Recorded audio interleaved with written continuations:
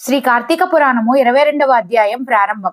పురంజయుడు తీర్థయాత్రలు చేయుట, వైకుంఠానికి చేరుకొనుట.